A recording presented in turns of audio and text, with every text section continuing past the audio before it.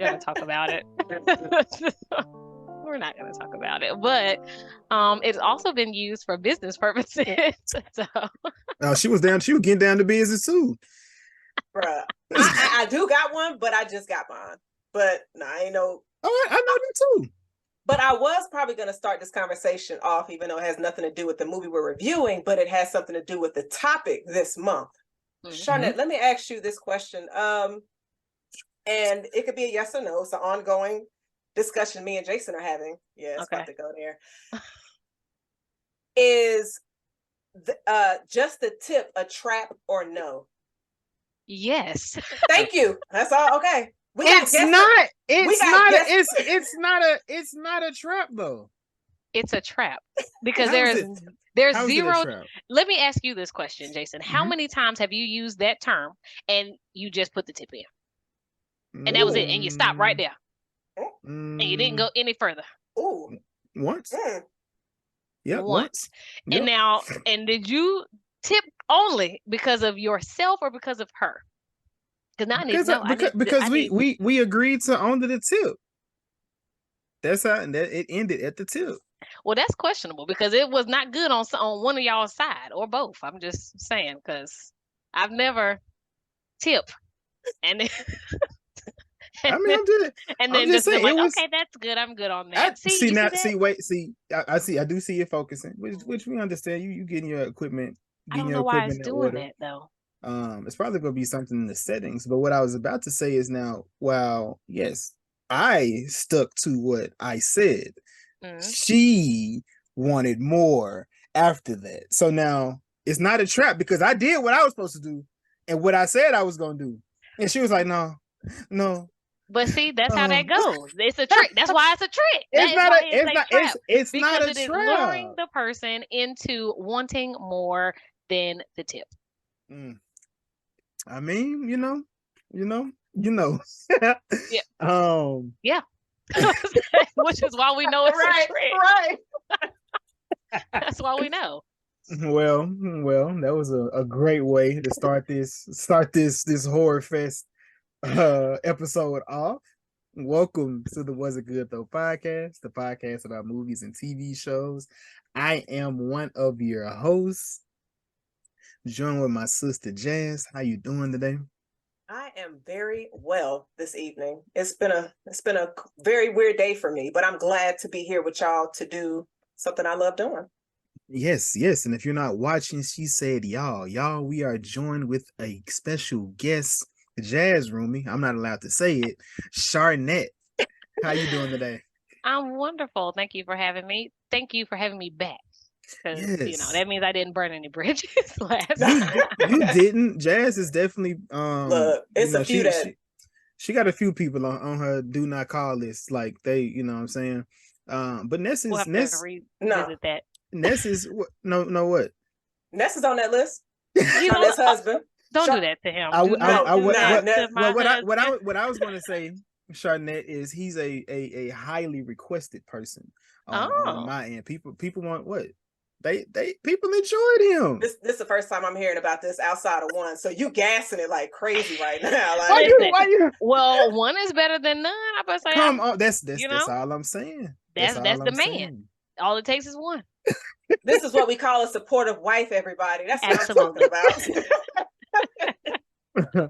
Absolutely. So did you have anything that you wanted to plug today, go over today, Miss Sharnette? Sure. I will plug our shaved ice truck. It's called Shaved by the Bay. Please go to Instagram or Facebook, whichever you prefer, and follow us and keep up with what we have going on. We got a couple events coming up for October. So if you're in the Tampa Bay area, come out and see us, get a little something sweet for the heat because it's still hot here.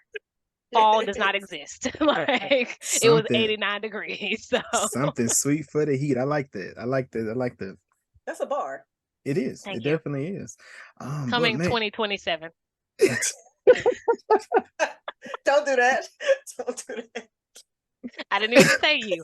I was leaving you alone. I knew what you was doing. You talking about my album. Don't do that.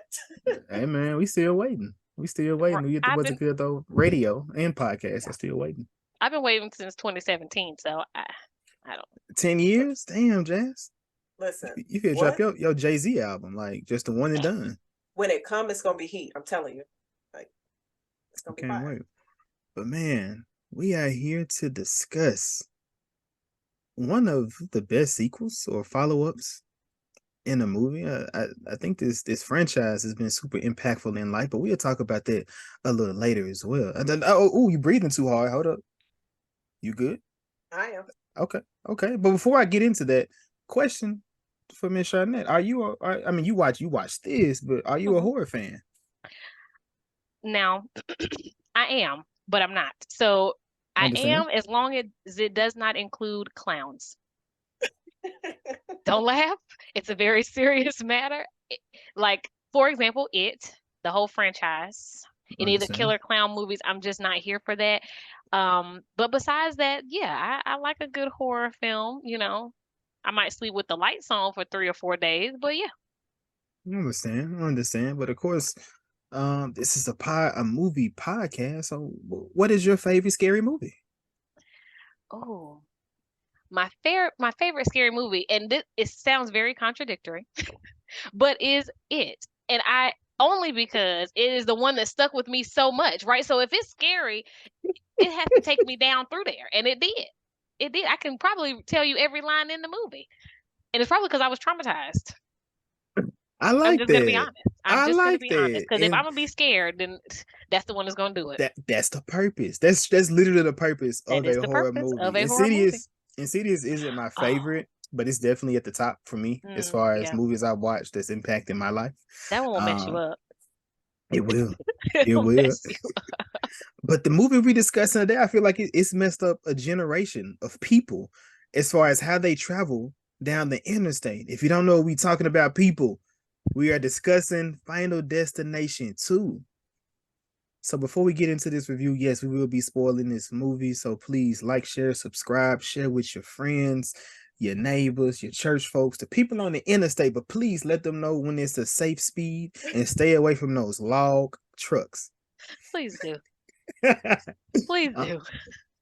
But before that, I'm gonna go ahead and pass it over to my sister and let her get us on this road. Yeah, we're gonna drive safely.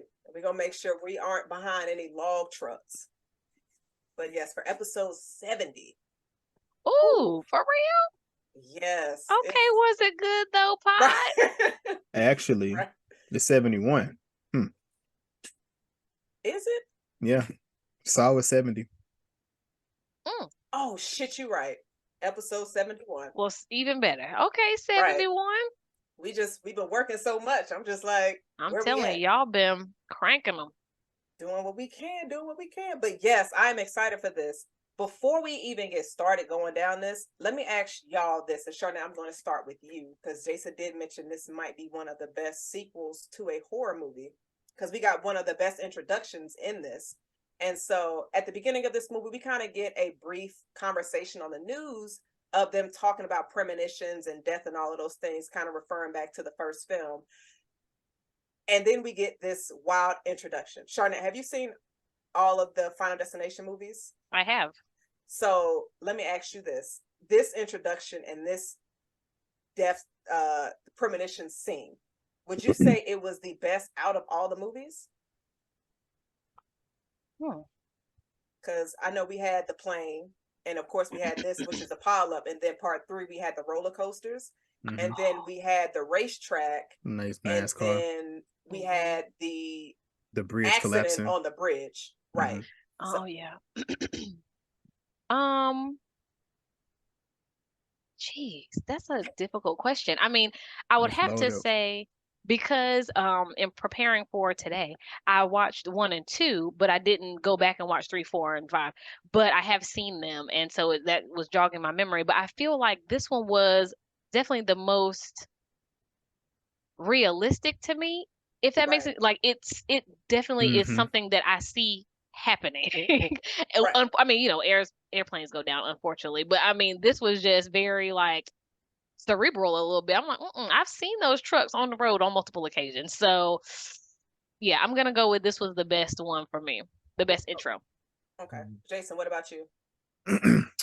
Yeah, I would agree. I believe the first 3 are impactful because those are things that we like. Well, most people they do. This is just everyday life for a person. But two is driving, and one of my biggest fears is passing away in a car. Like when I was a kid, close friends got hit by cars, car accidents, grandmother, grandfather, like that. That's my biggest, one of my biggest fears. So yeah, definitely. Yeah. I'll definitely join y'all. I think this was the best introduction, of course, with the things to where it's similar to where you can actually see this while we're out on the road. And then I thought it was just really creative of how in this scene we see a girl and her friends, and she got so many different signs. And so it was, and I made sure to make a note, like all the signs that she got on the road. You got I think it was a school bus of like athletes screaming pile up. And then you got the highway to hell sign on the radio. And then you got the kid crashing his toy cars together. And I'm like, he was giving very much Children of the Corn, by the way. He was. No, he definitely was. I was just like, give this boy a book. Something. Something. He's giving future shooter vibes. And I'm like, no. Yes, The Good Son or somebody. That's Jason's favorite movie. Ness loves that movie. Oh my gosh. I watched it. I said, no. This is why you can't adopt kids. This right here. They ruined it for all the other kids in the home because I'm not doing it. That scene when he threw his little sister in the ice. Yeah. We had just recently talked about that. Yeah, that was wild. But then it was and also when she saw the truck driver would drink responsibly. And then she decides to put her seatbelt on. Jason, during this scene, before everything happened, did you have any kind of like, what did you I know we expected something crazy to happen, but did it unfold how you expected your first time seeing this? Because this movie, I think it released in 2003. So this movie is 20 years old. I mean, of course, everything went out. I mean, of course, you have I guess the jump scare when her friends get killed. I wasn't expecting that. I thought they would have went with her just like in the first movie. She would have had somebody she was actually familiar with to do this whole beat death situation. But that was I think that was the only thing that pretty much shocked me. Outside the premonition, just seeing the different deaths there, it was like, okay, that was expected, but that part was unexpected to me. Okay. Sharnette, within the premonition, out of everybody that died, who do you think got it worse? I was going over this in my head because as you see my background picture, listen, that whole man head came out the back of the car. I was very concerned. I'm like, but after reviewing it, I think the worst was the gentleman who was on fire and was like burning alive at the time. So his was more painful. I feel like his wasn't instant. So that's the one I'm going to go with. The motorcycle was pretty instant. He sat there and it was over. But yeah, the gentleman who got burned and then ran over. Yeah. Yeah. Who you got, Jason? Yeah, definitely Evan. I knew somebody that not their car, but I do know somebody that they locked them in the house and burnt them up set them on fire. So yeah, that is a situation. In real life? Oh my goodness. Ooh. Okay. You giving deep. I know. I was right now. I don't know how to react. That's why I was like, wait, is this in real life? Because I feel like we need a pause. Right. I'm good. Take a break. Go get my sage because you're introducing some things that I don't want to be a part of. But so after Kimberly sees the vision, Jason, if you were in a car with one of your friends and they just start spazzing out as if they just saw a vision of a pile up on the highway, how are you reacting to that situation? I think because I watched so many of these movies, I'm gonna take it serious off jump. Like, oh shit, what happened? You got a bad feeling? We got to get up off of here. Let's go. Let's turn around. But I will say, this movie has some of the dumbest protagonist follower peoples I've ever seen in a movie. They got to be at least top 3. No, I've seen worse, but there were definitely some questionable decisions made. What? Because Kimberly literally drove in the middle of the highway. Like, I'm just saying, like, she was Kimberly could have literally just stayed where the fuck she was at. She literally drove in the highway to keep the people from driving out. She was I trying to think she was save their trying to life. save their lives. She was. She was trying to save them from going ahead of her because then she'd have felt bad if she didn't, if all of them died and not her. But How much more bad she felt when she seen her friends get smacked in their car. So it's kind of one of the situations, if you think about Alex when he had his dream in the first one, if he would have just got off the plane and didn't react and didn't say anything. It's just like, okay, you could focus on you instead of trying to save everybody else. So I think Kimberly was trying to save everybody else. Now, I don't know how that truck didn't see her red Jeep in the middle of the road from a distance. I think the collision was just going on. Everything was happening at that point. Oh, that's true. That's true. Because I was thinking the same thing, Jasmine. I was like, how is she she's on the on-ramp. She's not even on the highway yet. And this truck comes barreling down and takes them out. But to Jason's point, the crash had already started at that point. So maybe they were trying to slow down and they lost control. That's what I'm going to assume. To get out to have it like a pilot. Like when you get into them pileups, like people that go from somebody that's not paying attention to actually paying attention, it's just like you do whatever you got to do at that point. Slide. I mean, not slide, but jump to the right, jump left. Whatever it is. But yeah, man, they got cleaned up real quick. Yeah. I mean, they went out fast, so. That's true. I mean, if you're gonna go, like I said, I was willing to be one of the fast ones. Don't have me out here on fire or drowning in the lake. But I thought it was cool how it kind of incorporated the Flight 180 because Kimberly sees that on the sign as she's getting saved by the cop. So obviously we're seeing him intervene, snatch her up, and now it's like, okay, she should be the last one to die. And so now we pretty much get the aftermath of this accident. Everybody's at the police station. Sharnette, when they were discussing the conversation that they were having in the police station where Kimberly is trying to tell them, do y'all remember the things that happened in part 1 and trying to just get them to understand the vision that she was having? What did you think about the scene? And if you were one of the people that was there watching her, would you have believed her? This is a complete stranger. Or would you have thought she was crazy as shit? Well, I think to Jason's earlier point, now that we've seen all of these movies and seen stuff like this, I would take her seriously. Okay, clearly she knew what was happening because she did pull in front of everybody, stop us from getting on, and then subsequently there was the accident that she saw. Would I also think that she was a little crazy? Yeah, of course, because why? How are you seeing this, and why? And I don't need you to be anywhere close to me. But thanks for saving me. Shouts out to you. I'm gonna go to the house and I'm gonna be in a padded room, clear, for a minute, and see if this blows over.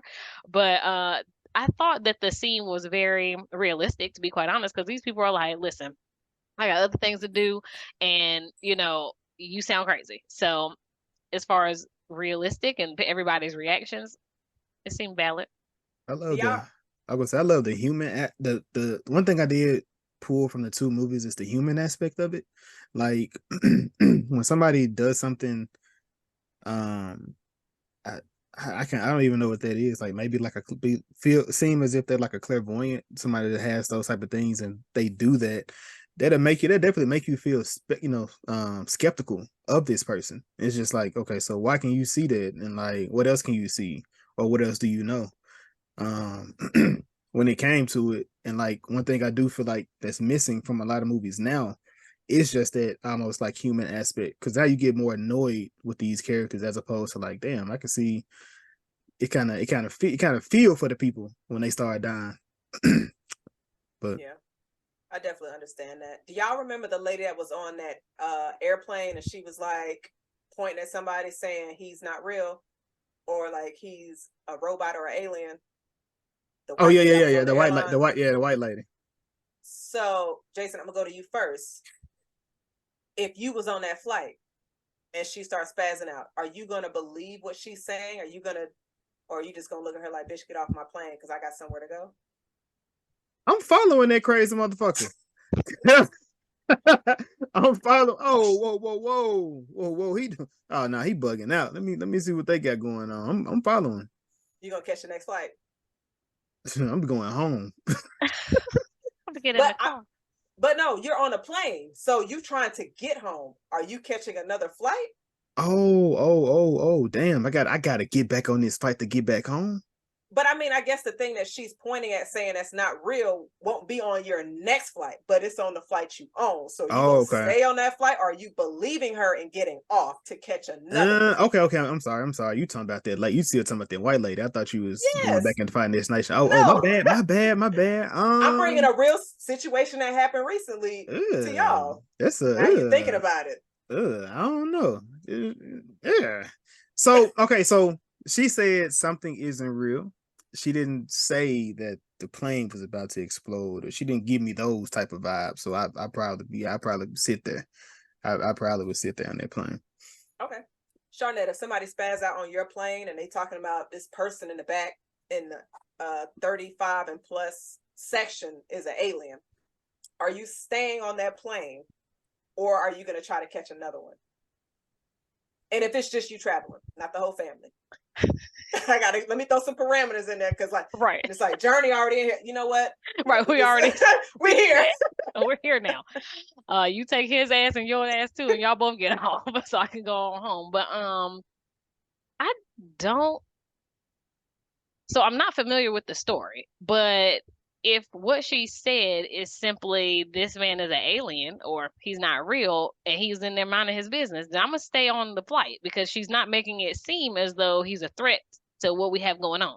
Now, if she said he's a terrorist, any of those things, like he got a gun, okay, now I'm gonna have to get up. I'm gonna have to go. But just because she thinks he's an alien, I mean, they might be living among us. Yeah. I mean, secret invasion. Right, I was just about to say secret invasion. Who knows? I don't know. But as long as they leave me alone, just let me mind my business and you mind yours, and we're good. I would love for them to pay off my student loans. That'd be fire. Why do you think they have the ability to pay off your student loans? Because I just feel like they have advanced technology to where they can just eliminate all of it if they could just walk around, do their own thing. It's just, that's hope. They might be broke. They might just my planet ain't have shit popping, exactly. So I gotta come to Earth and get me a job. That's what my thought process was. But if they're aliens, they might have some kind of power. If so, put me on the list for student loans. Also, send me the numbers for tonight, because the Powerball is 1.7 billion. Did you get a ticket? I have several. Yes. I have several, but I have until 10 o'clock. So if any of them, want to send me some messages, clairvoyance, let me know. I'll go get my ticket immediately. That's how you know. That's how you know them MF is fake. Cause goddamn it, why come the psychics ain't winning the goddamn lottery? You can tell me, you can read my hand, but you can't tell me how to win this lottery. Right. Because they be rich as crazy, instead of charging everybody $1.50 per minute to talk to them. Come on now. Talk to me, somebody. Come on. I'm with you. I'm there. I am there. Listen. Talking about this is your soulmate. You don't even know. This man probably got a whole nother family on the side. Give me the Powerball number. That don't mean he's not your soulmate. That don't mean he's not your soulmate. That's what that means. Nah. That is exactly what that means. Nah, it's a family over there. What that mean? Don't let that family get in the way of your family. Jason. All right, so I'm not even going down that road. I'm getting off that road. Right. There's a pile up down there. I ain't trying to go down there. But Kimberly is obviously feeling the energy because she has some kind of knowledge of what happened to Alex in the first movie. So she just like talking to her dad. I don't think it's over. No, sis, it's not. Def is like, no, I got to come after and get y'all.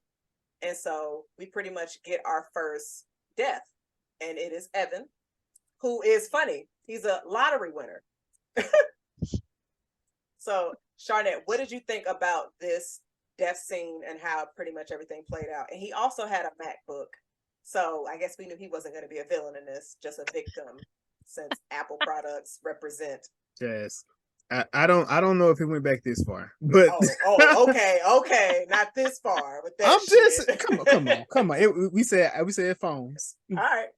Phones, not okay. Well, the first thing I thought was, if you just won the lottery, why are you living here? And why didn't you rinse out that damn pan before you put those sausages in there or whatever it was out of the freezer? Fish But sticks, that's right? fish sticks or something. That's the OCD in me. I'm like, he just slung it out the window, didn't rinse it out and put no soap to nothing. But I digress. So, of course, initially I'm thinking, Lord, his hand gonna get chopped off, or he's gonna get caught obviously in the apartment while it's on fire. Or with the whole hand getting chopped off, I was like, okay, this microwave is gonna short circuit. It's gonna set everything off. That's what's gonna cause the garbage disposal to chop his hand off. So when he got free, I was like, oh, maybe it's not his time. And then all the subsequent sequences with this freaking ladder. And when it stopped and he was like, who? I'm like, you said who, but you did not move. Like you just stayed there. And then you lost your eye in your life. And, he might have deserved it. Because, I mean, I'm just saying, Jason, don't look at me like that. He was not paying attention to the signs. The signs said you need to get somewhere safe because there's a lot of stuff happening around you right now, and you just gonna stand there or lay there underneath the ladder. You didn't roll to the side or nothing. Right there with it right over your eye. He should have put his hands up. Something. I don't think it would have went through his hands, and I think it would have still got him in the eye. Not if you do one as hell in this movie. Right, one of these. It is very aggressive. Did y'all Did you catch the magnets in his in his apartment? Yeah, which I thought was kind of dope. But like you said, he didn't see the signs. But I thought this scene was creative because, like you just said, out of all the scenes to where it's like, okay, I'm think he's gonna die right here. Oh no, actually, it's right here. But then it got all the way to where he got outside of his apartment. So it's like it was fucking with you for that entire 5 minutes because I was thinking the same thing.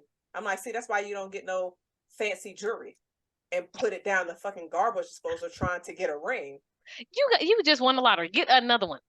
Just get another one.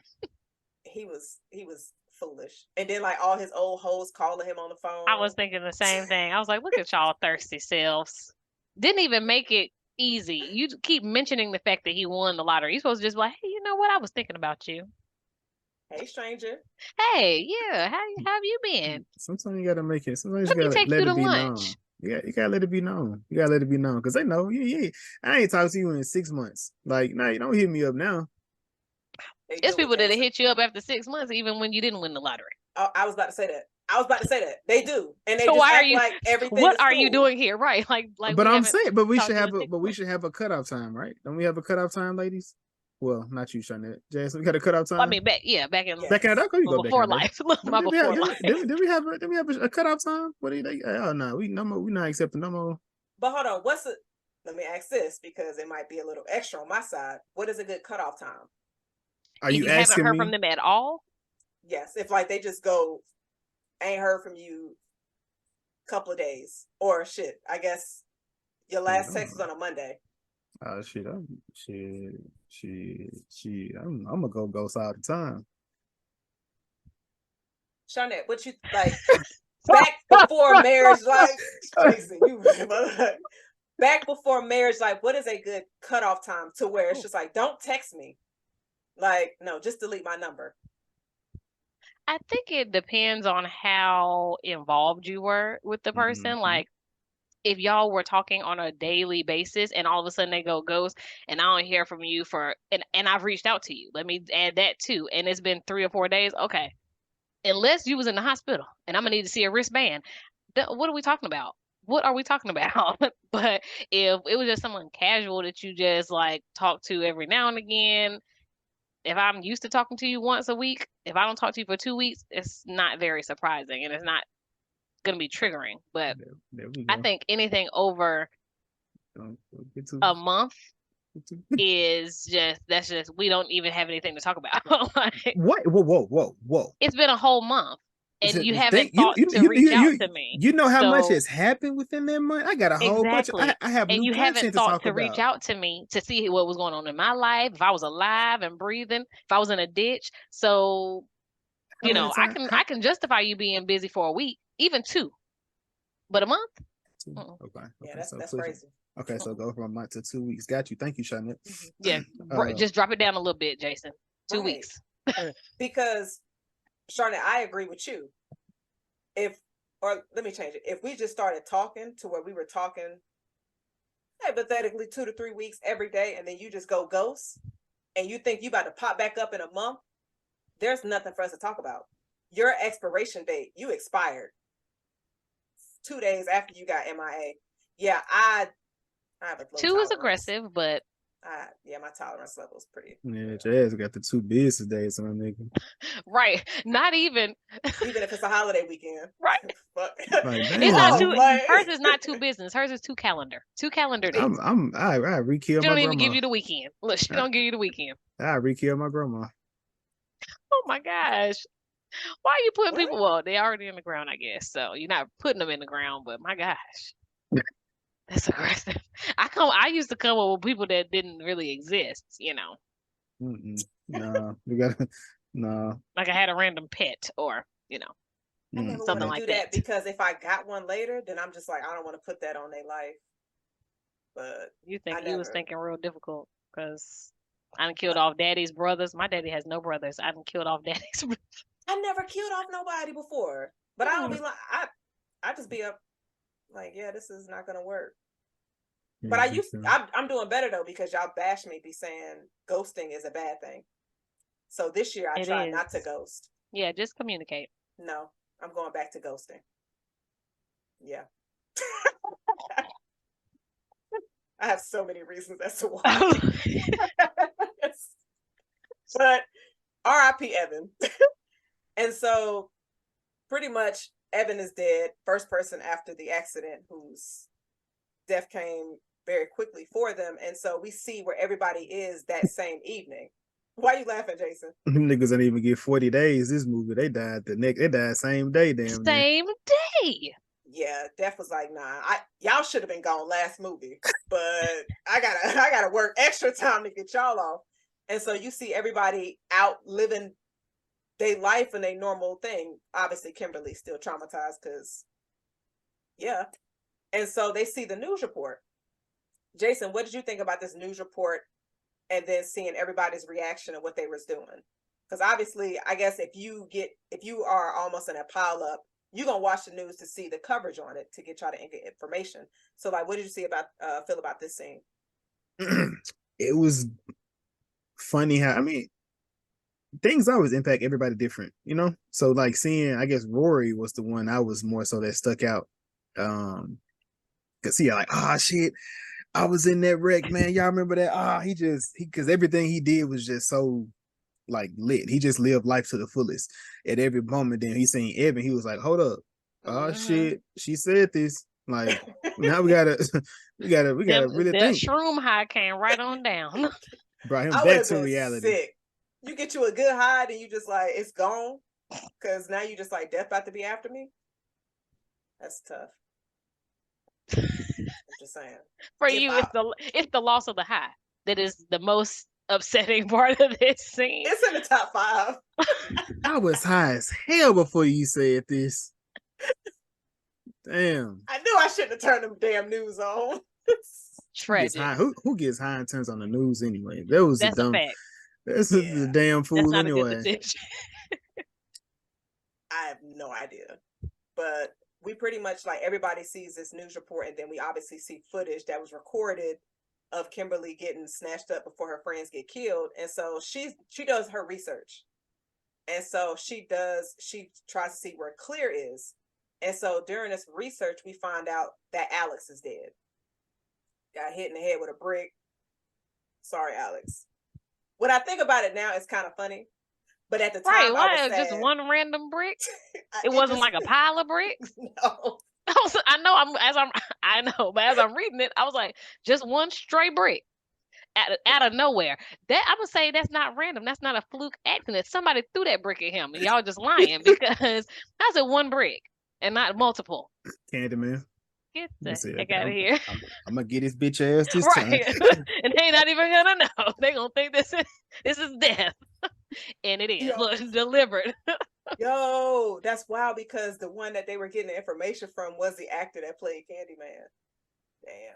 Yeah, and I was thinking he was a horrible ass mortician. He was a horrible ass mortician. He was that man nipple ring out. Oh my God. That nigga was talking. He was like, "Oh, Claire." I was like, "Bitch, get me out this goddamn grave."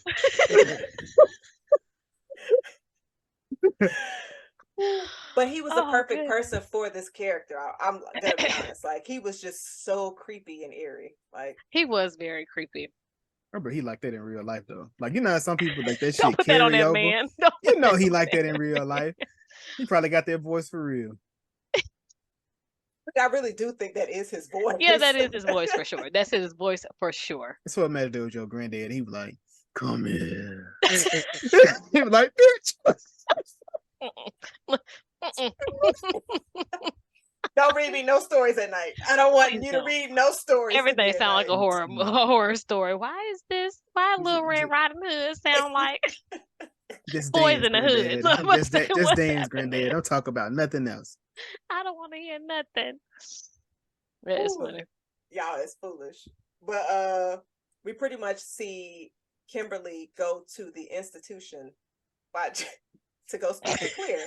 Jason, why are you shaking your head? Did you not enjoy this scene? Man, you should have beat that bitch up. Who? Claire should have beat Kimberly up. Bitch, if you don't get up out of my room. No, for real, because you came in here with some ugly Then you energy, gonna talking throw a about milk- something. I got a responsibility. Ma'am, I don't know them people. Look, I did what I was supposed to do. I tried to. You see what happened? That's why I'm in this padded room chilling. You take your out of here with your extra dangerous zippers and all that stuff on your jacket. Get out of here. She'd have had to she'd have had to get butt naked before she came in there talking to me. So wait, Charlotte. I done escaped death for a whole year. No. This was gonna be an agree to disagree, but I wasn't even sure if it would be a good one. So hell no, it ain't. Man, fuck Kim. Bitch, if you don't let your little Kim ass up out my room, I ain't finna fuck with you and them dead people. Oh, you see this? You see this wall? That's what I said. They all dead. Oh, I did what I was supposed to. I tried, damn it, and they all gone. Okay, so I'm in here. I done escaped there for a whole year. I'm chilling. I ain't reading. I was surprised she even had paper. I was looking at the board. I said, "Is that text?" No, she was using tape. I said, "Oh, she's smart." Cause one of them texts would have fell off and poked her right in the eye. She was using tape. I have it in my notes to ask y'all, was Clear's rudeness warranted? But obviously, yes. Y'all was like, look, this bitch shouldn't have even let Kimberly in her room. It's like, no, she survived what accident? Nah, I don't need to see that bitch. I don't need to talk to her about nothing. Talk to me through the window. Is there a window on my door? If not, then I'm sorry for you. She should have been in that room for the next 4 movies. Hello, listen. I came out on 5. Like, all right. Are we good? It safe? Is it safe? So let me, Charlotte, I'll go to you first. With the way that this movie intertwined a lot of the key elements that we got in the first film, because Alex, the way he was able to know everybody's order of how they were going to die was he looked at everybody's seating of how they were on the plane. But this movie incorporated Kimberly's visions. And so they were trying to figure out the order, because then Kimberly's just like, well, Evan died last night, but he died before me and my friends in my vision. And so now Clear is trying to figure out, like, so wait, the order seems backwards, to where we get a kind of a hint of what death, I guess. To me, when I was watching it, I didn't understand the order of which death was going in, because I was like, okay, so how are y'all going to know who to talk to next? Because Alex went to everybody who he knew was going to be next, but it's just like, how are y'all going to do it here? Because we didn't get any more visions outside of the first one. So She remembered the premonition. The order of death. Yeah, she remembered the order of death in the premonition. Because she technically died last, but because he saved her, she was first. Right. Evan was second, and then Tim and his mama was next when they hit that log. And so it was just going like that in each one. So then it was the black dude. But I'm saying, like, before that, she didn't get any visions in between her talking to Clear and when she got back home to her house, when she saw the birds. So she didn't really get a premonition for Evan, unless I missed something. I don't remember her getting a premonition or any kind of sign for Evan. No, she didn't get nothing from him. She just, like, once she realized he died, that's when she told Clear, and she was like, I got saved, so that skipped me. He's So dead. wait, Who I is thought she next? had a vision, and I thought it. Well, maybe it was, but maybe it was just a sign. It wasn't a vision. It was a sign, though, right? Because was the tree situation before or after he died? That was after. Oh, it was after. Okay, never Wait, mind wait, then. wait. Oh no. You're right. Talking about the tree on the wall. Yeah, yeah. That's That how with the the movie. hands. That's how the movie comes on though. Oh yeah. Oh, I thought that was after the No, whole incident when it she was. was laying in the bed with the It crazy ass was. clown It hanging up no. there. I'm like, It. It was that same night she did her research on Clear, so it right, was right, the night right. before. Okay. So Oh, okay, okay. yeah. So that's what I So thought. yeah. So Evan was already dead. He was already dead. Okay. Okay, So gotcha. yeah, because that Okay. looked like skeleton hands was about to grab her ass up, but she said, "Actually, Hmm. I'm not going to go to sleep. Let me Yeah, I'm do gonna some just. Googles real quick." But do you think the way that they incorporated the elements from the first film into this one, do you think it was done very well and organic, or do you think it was kind of forced? I like how they did it because I mean, like you said, I think you brought up before. Was it used?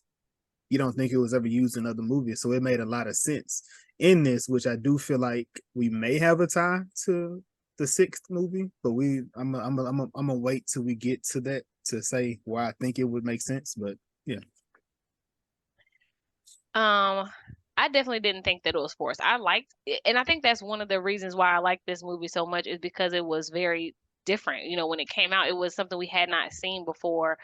Whereas like other, mass murder movies and, maybe their motivation was different, but it wasn't something new. This was new, and we're like, well, how in the hell does Death know who is going after next? Is it just, luck of the draw? Is it like whatever? So when they tied it together and then she was like, oh, it's going backwards this time, I'm like, well, why? I don't know if they ever explained why it was going backwards this time. Yeah. And maybe I missed it, but I mean, I enjoyed it. I thought that it was organic almost. Like it just flowed very nicely from the first one. And I liked that it was also different than the first one. Right. Yeah, I definitely agree with that. So Kimberly gets back to the crib and she meets up with the cop. Obviously, after Evan's death, they were just like, yeah, we actually think we need to talk because Death might be after us. So we need to figure this whole thing out. Would y'all have, because they were meeting at his house, would y'all have gone? Or would you have been like, yeah, nah, fuck all of y'all? It was a question mark because I was like, well, if we all in one place, he could just take us out with a big ass fire. Whatever. Like if you know what I'm saying? If Death is trying to get us and he want all of us is in this room, he's like, oh, y'all gonna just make it easy for me and put all y'all crazy asses in one room? yeah. So I was hesitant, but I would have wanted to know more information. Can we get a Zoom link? Not in 2003, but I I'm with know, you. I'm with but you though. that would have been my question today. Today, can I get a Zoom link? Yeah, Because they should have had some kind of communication set up for that. Like I don't know what you would have really been talking about, but at this point we kind of got one death kind of seems as if it's going in a different direction. So Yeah. And then she sees the signs because that's what Claire told her. She said, just pay attention to the signs. And so you get the birds. mm, mm, mm. And so Kimberly is just like, she immediately knows who's next. So we go to Nora and her son dentist appointment, Jason.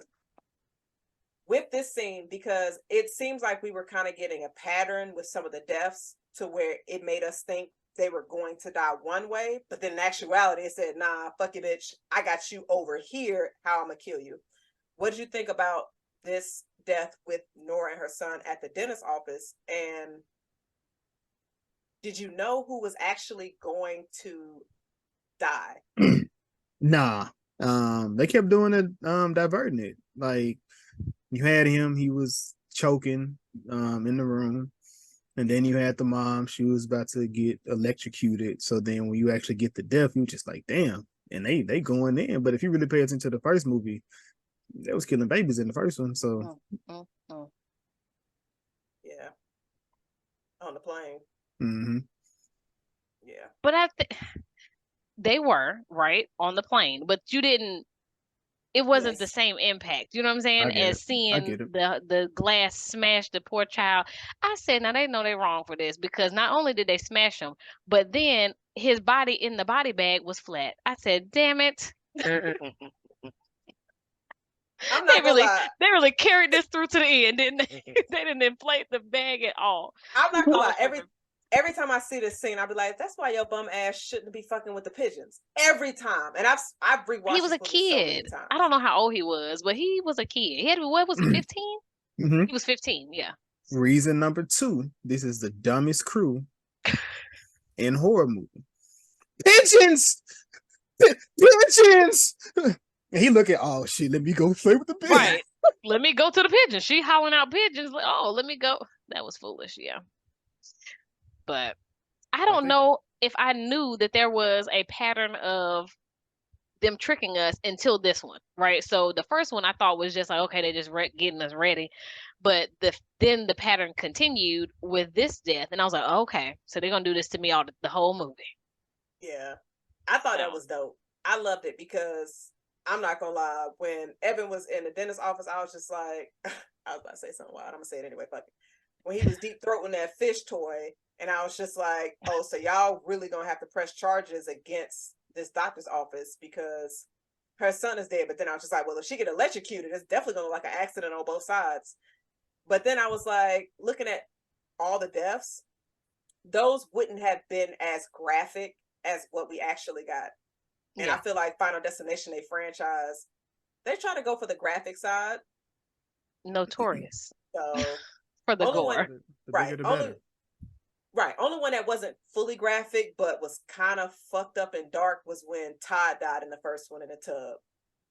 Because that one was when you saw the blood come out his eyes. Whew. Yeah, I felt bad for Todd. Jason, every time I saw it, I said, just don't go fuck with the laundry tonight. Just survive. And I didn't like, and that's the one death I don't like in this franchise. That's probably the worst death in the franchise because, like, the water come out the toilet and they go back inside the toilet. I mean, but Death was doing stuff like that. It should have stayed on the ground. But then it would look like an accident. Well, I guess that's no. You think so? You telling me Death out here like, oh shit, we got to make work this doing like plumbing and everything, right? No, we got to make it like he killed himself. Look me, right? Yes, that's exactly what it. That's exactly why he don't care. Was. He clearly, I say he, because Death could be anybody. Death could be he, she, or they. Yeah. In 2023, but Death is not out here caring about whether or not it looks like an accident. He threw one brick.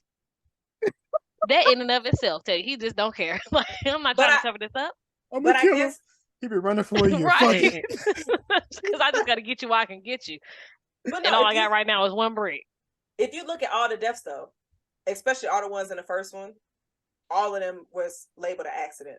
A freak accident, but an accident. And then you look at all the ones in this one. Yes, the little boy was stupid, but it was a freak accident. So... Oh, and then you could see his whole body just fold underneath that glass. Oh, goodness gracious. Folded like a church chair. Crazy. But RIP to him. And then the fact that Kimberly was like, we need to tell her about coming tonight. The cop was like, yeah, I don't think she care about that. Right. Read the room. Please. She's next. She don't care. Look, she just watched her kid get smashed by a whole big ass piece of glass. You can't have an open casket. She does not care. And I didn't even know her husband died until later, but yeah. Yeah, she was going through a lot. And he just got his teeth clean too. So, yeah. All right. Yeah, because you got to worry about that copay. Just wasting money. Just wasting money. You could have died with that damn cavity. He damn sure would have. Right. Like. But she can sue the city though, so she'll get a check for that. Oh no, she ain't getting nothing. She's not next scene. Look, she's not getting. She's out of here. So Claire obviously did not take any of y'all's advice. She said, "I'm gonna go help," because she just like, I don't want the same thing to happen to my friends and to Alex to happen to this group of people that I do not know. So let me leave where I'm at, the safety of my padded room, to go help out these strangers. Which is what she did. She rose up on Kimberly and she just like, I know somebody that can help us. And I think this is when they go. How does she even know where Kimberly lived? But anyway. That's a good question. And how did she get there? Because I don't think Uber was moving around in 2003. No, and she walked up all smooth. Like, first of She all, did. where did you come from? And how did you know I was here? And the timing was perfect, but the suspense of her, Kimberly seeing her in the mirror was kind of like, oh no, clear. But like, they pretty much go talk to Candyman, the scene that y'all discussed. Jason, in this scene, like, did you think that he was talking in circles, or did you think he gave them really good, useful advice that they could use to beat death?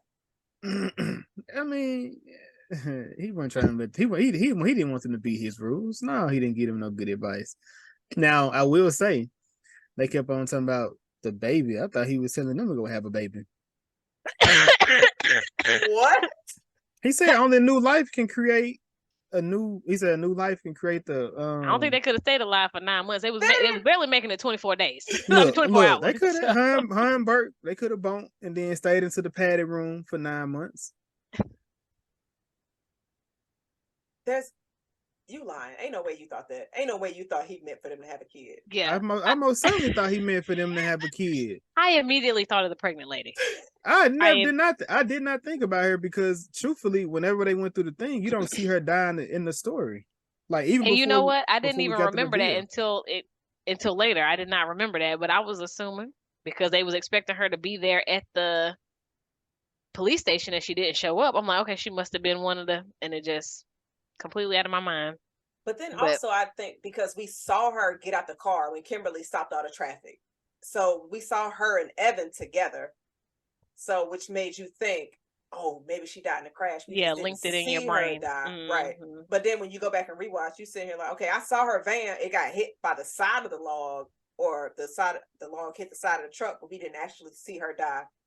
So yeah, they got us on that one. They probably was like, oh, we about to fuck him up with this one, y'all. I can see it. And they did. They definitely did. But I love how they brought his character back. I don't think he wasn't in the third one, but I believe he was in the fourth one with the race car. He's in the fifth for sure. Because he was at the mall, right? When the mall collapsed or some shit. I don't know about that, but allegedly in the next one, he's going to have a bigger role. So, okay, that's supposed to be a prequel. So it's going to be before the airplane. I think I have an idea of what I think it'll be, but we'll get there. I mean, we here, but okay. We're not. No, we gotta go through the whole movie. We're not there yet. Okay. So Kimberly pretty much, like, they're at a gas station. Kimberly has another vision, and Kimberly can't breathe. But Clear is like, bitch, tell me, what do you see? What do you see? Get her some water. Get her some spit water. it out. Spit that shit out, because these are my lives right now. I don't give a damn. Like, I felt like I was choking, but you're not. Get it together. Get your words out. So you wouldn't have gave her no water. You'd just been like, bitch, cough it up. Ma'am, we don't have time for that. You see the way these people getting taken out? I don't have time for that. I done came out of my padded room for you. I'm trying to help you out. So let's get to it. And then also it seems like with the information that they got from Candyman, they kind of interpreted the wrong way. And you can see that as it's pretty much going on, because they just like, it was a pregnant woman that was on the on-ramp. That's who we need to get. That's who we need to get. And so the cop is just like, okay, call who he needs to call. And I thought it was wild because he was like, I can put a APB, did I say that right? Out on her. And this motherfucker said it should be quick to find her. I thought that was racist. And I say I thought that was racist because she was Hispanic. So he was like, oh, they can scoop her up quick. Because she, I was like, APBs are not on the person. The APB is on the vehicle. And why wasn't her bitch ass at work? She was working. Why wasn't Burke bitch ass at work? He just took off days because of the wreck. Yeah, he's coming. Yeah, I was traumatized. He at work. You see this picture? That was supposed to be his head. There it is. Coming out the back of there. It's just when he said it and it showed a picture of her, I was like, that's so racist. Like, imagine if she was black and he was to be like, oh, they'll be able to find her quick. Like, I guess because I know what the term means, and I know they weren't looking for her. I mean, they were looking for her, but what they were looking for was the truck. So the people didn't know that they were looking for her specifically. They were looking for the truck, and she happened to be in the truck when they found it. And they were like, "Oh, we have to take you in because this truck was registered stolen, not because we know you stole it, like, or not because we're looking for you." So I did not get the tone of racism in this one, but I'm always keeping my eyes open, keep my eyes out for them trying to oppress us. I saw that. I was like, but you got everybody pretty much meeting up at the cop's house. Jason, you got Rory in the elevator scene. Foreshadowing. What'd you think about this scene and how it kind of unfolded? It was throwing me off a little bit, and I was just like, Rory, dude should have slapped the shit out of Rory.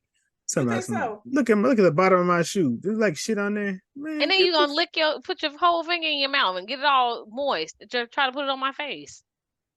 We'd have been boxing. That's how I knew he wasn't gonna smack the shit out of him, because he got too close to you, and he was over here trying to wipe something fake off your. Nah, it would just to touch his face, bro. He was living life to the fullest, for real, for real. He was high, and his high ass would have been whooped right there in that elevator. Because absolutely not.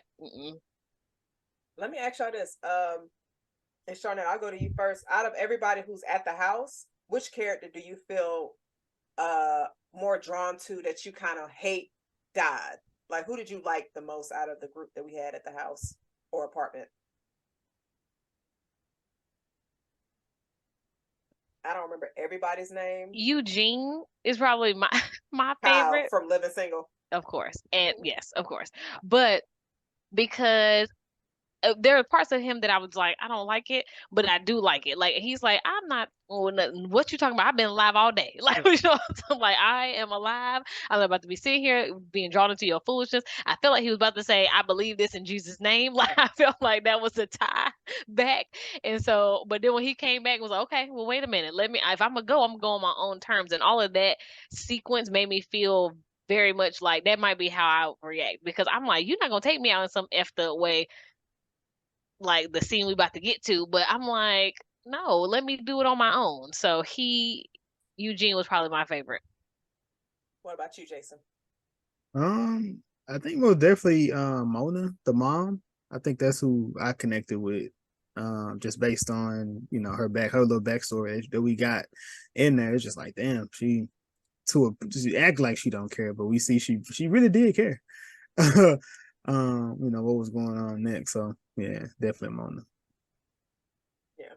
I was curious about what their initial plan was going to be. Like, were they just all gonna stay at his apartment until the baby was born and then they would leave? Because I think that was the plan, because they were trying to safe it, like make it safe and putting duct tape over the electrical outlets and things. I'm just sitting here like, why didn't y'all just check yourselves into the same institute that Clear was? It worked for her, but I'm like, that was my only kind of question mark. But then as we see Clear almost deaths is like, oh, bitch, you out? You outside? And it's like, okay, let me go ahead and try to hit you with this, what's some damn things called? Kayaking boards. Mm-hmm. Yes. And it's funny because Eugene was just like, if death is after you, why don't you get the hell away from us? And I'm like, death is after another reason why Eugene was my favorite. He's like, wait a minute. But he wants you first, because he's been trying to get at you for a whole year. So you definitely number one on the list. Yeah. Death is probably like, oh, I'm glad y'all out here hanging with each other. Let me go ahead and get a bunch of y'all out together. But a fire. Right. And then we got Nora. Nora's like, all right, y'all, I'm about to go ahead and bounce. I got to go get my son's funeral arrangements together, which it makes sense. I guess they thought she was going to stay the night. I have no idea. But Charnette, what do you think about her death, and what do you think she could have done differently to save herself? Well, her death was effed up. To be quite honest, I said, ma'am, it was effed up. Jesus. And then it moved so slow. I said, how did we get to this point? As slow as the elevator is going up. But just walk back in the damn elevator. Why did you feel the need to run out of the elevator? That part threw me. I didn't understand it at all. And I don't know if it would have been better, but maybe if she turned around. I don't know. My first thought was run back into the elevator. Like, well, stay in the elevator. Don't run out of it. Was my first thought. But the way she died, I just don't know that there's a way that you could have saved it because her head was caught.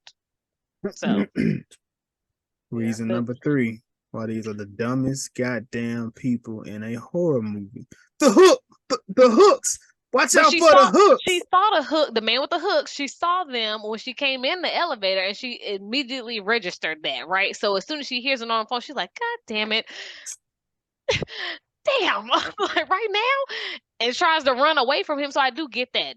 That makes sense to try to run away from the man with the hooks. But as soon as she got snatched, she should have just tried to work that thing out right there. Yeah, it was some. They should have called Eugene. Be like, hey, if you with Nora, tell about the man with the hooks. Like, calmly. He didn't take a phone. And they just. Oh, you're right. I felt okay. He refused to take a phone, so the only phone was Nora's. Yeah, I mean, realistically, not answering the phone would have been okay because then she wouldn't have reacted. She wouldn't have reacted that way, and it would have been completely fine. So would it? Well, I mean, hypothetically, if Kimberly didn't scream out pigeons, would the little boy have ran toward him? Probably. He looked like he was excited about it. But I guess it didn't grab his attention immediately of him coming out. And then with them calling on the phone, if she didn't call on the phone. So it kind of seems like you trying to say this is Kimberly's fault. Kimberly was pushing these motherfuckers to death. Yes. She might be intertwined with death a little bit. I mean, she was sending them on their way. Now, I would say after this scene, can't blame her for anything. But because everything else was just like, death was like, all right, I got it. I'll handle it. But no, I think Nora's death was wild. And I thought it was just crazy the fact that we saw Eugene actually go in and, like you said, try to take matters into his own hands and kill himself and taking the cop's gun, and it's all blanks. It was not. It jammed. Dev said, nah, bitch. Yeah, Dev said, nah. So you thought, but that's my job. And so just to see I'd have been mad as fire. It's crazy because we kind of saw something similar in the first film, but he wasn't fully committed when we saw, I think his name was it Connor? The one who died from the sign in the first film. But he was just like, Carter. Because he was just like, I'm going to take death into my own hands. Like, I'm going to do this myself. And then he stopped at the railroad tracks. And then he was like, psych, you're mine. I'm not really trying to die. Then actually, because Alex saw the seatbelt break. But in this one, Eugene was just like, I'm going to do it myself. And it's like, nah, bitch. Death said, you're not next. Now, if he was next, he probably would have been able to kill himself. But I don't know, because Death is an asshole, apparently. Because now in Final Destination 5, that was the second one I seen someone try to use a gun when they was fighting, and he pulled the trigger, but it didn't pull. And then the other guy, he grabbed the gun and he shot it. He was able to pull the trigger. See, it happens. But excuse me. So now everybody believes.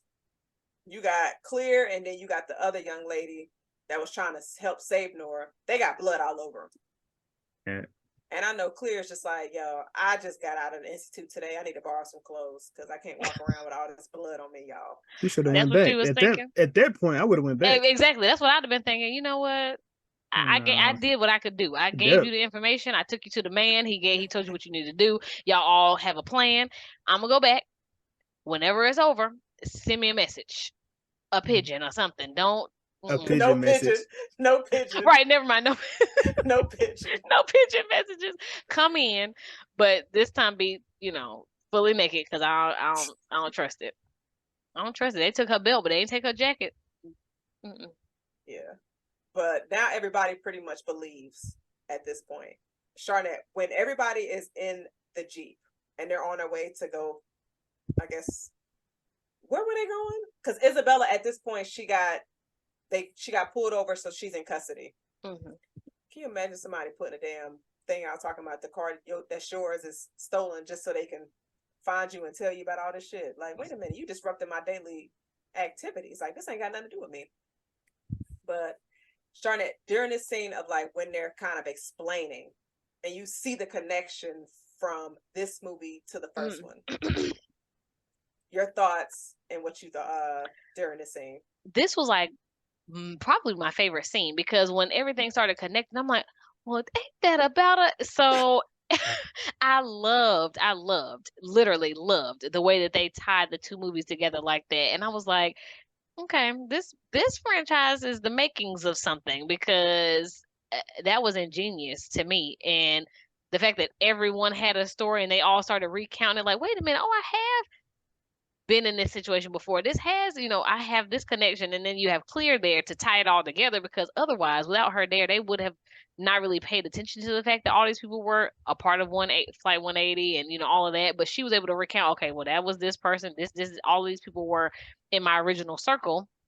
And, it just really brought everything together. And I'm like, dang, that mean all y'all gone. To me, it was very final.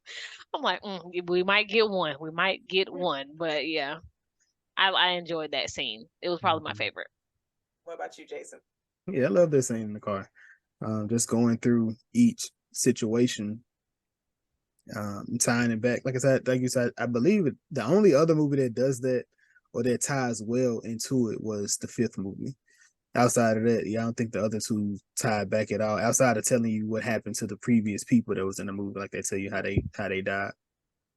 Yeah, and that's why I think we had a conversation during our Talk to Me episode when Chris was our guest when we were speaking on movies and their sequels. Because a lot of movies that have sequels, it's pretty much just a mimic or a repeat of the first film to where they might change one or two things, but it's pretty much the same thing. But I feel like with Final Destination, they build on what we got in the first film and they build on it perfectly.